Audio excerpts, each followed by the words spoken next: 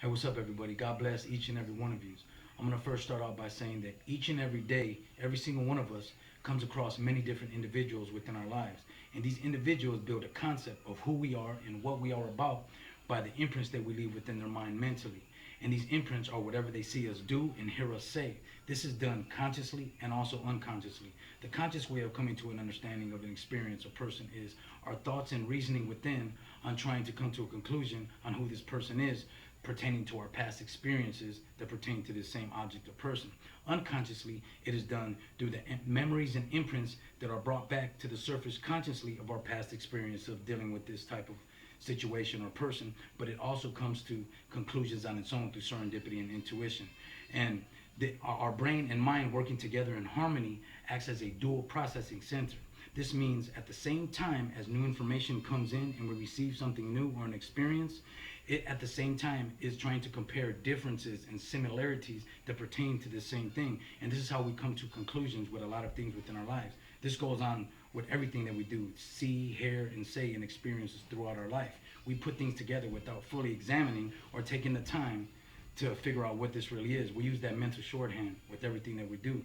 Now, the reason why I'm stating these things and these imprints that we leave throughout the day within somebody else's mind is because the topic of this video is the beneficial skills one must acquire throughout their life at some time if they want to be adept at dealing with different individuals and experiences in various areas within your life. Now, the first one is motivation. Motivation can be a skill that can be acquired just like the rest of these. Now, motivation, and I know this because I have acquired this skill in each and every one of them, but motivation to me is your thoughts, emotions, giving you reason to do and to make decisions. Now, this can come in the form of money, another person, a material item, or some emotion that you have, because emotions are energies that cause you to act in the equivalent of whatever emotion felt. But outward motivation is only momentary. It will not last. Your motivation must come from within if you want it to last and be persistent by consciously directing yourself. Now, once you acquire this skill of motivation, it is the thoughts, your belief, and your confidence within yourself and your ability to do and become. Now, you can acquire all of these skills. Now, the second one is poise. Poise is to be able to be balanced and composed. It is to know that you're able to determine the outcome of any situation that you encounter. It is to be able to adapt yourself to changing circumstances and situations without loss of temper or control.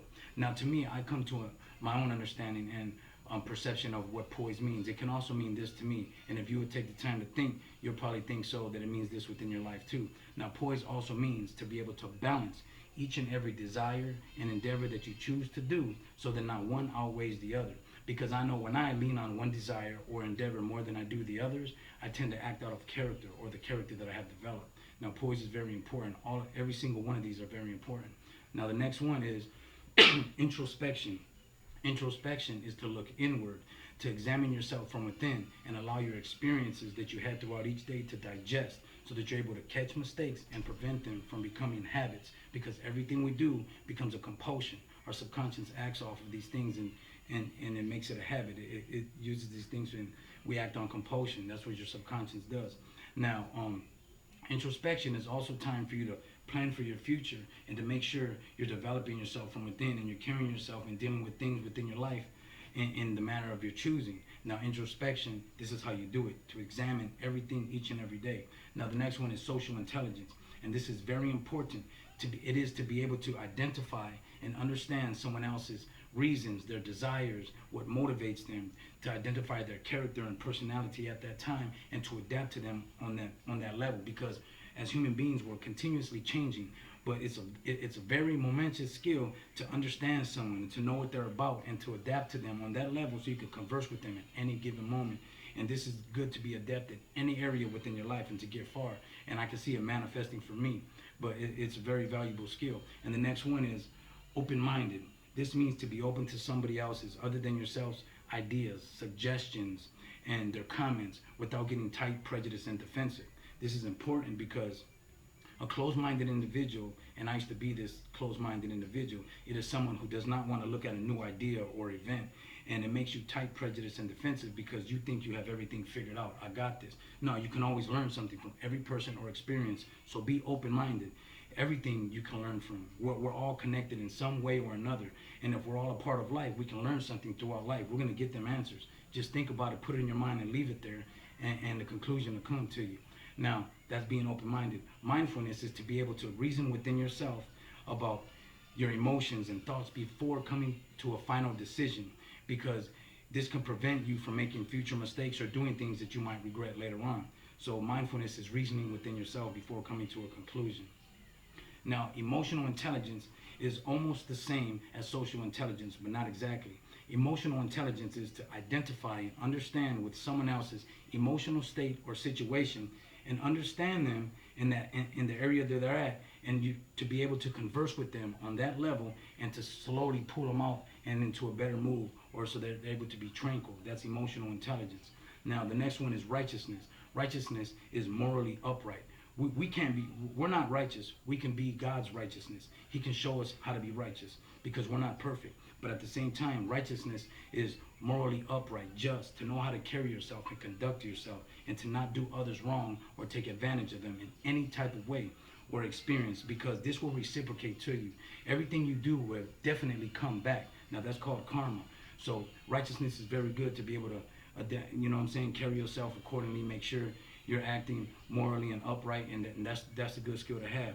Now, patience, this took me a long time to acquire this, because I still am highly motivated and energetic, but I'm learning. I'm continuously developing, and you know what I'm saying, sharpening up each and every skill that I've acquired, but I'm not perfect. But patience is very hard, and that's to be able to take your time and do things and focus on one thing at a time, because when you're impatient and you rush, you do too many things at one time, and you make decisions or do something that you overlooked, and you might have prevented something negative from happening in your future, because some mistakes are done once, some things are done once you make them. Some decisions can't be remade and redone over again. So patience is very mandatory for one to acquire, and patience is the foundation to acquiring all other skills.